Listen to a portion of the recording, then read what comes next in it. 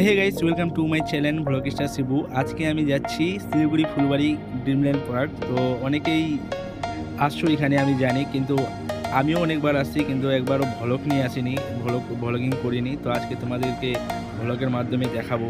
আশা করছি তোমাদেরকে ভিডিওটা ভালোই লাগবে।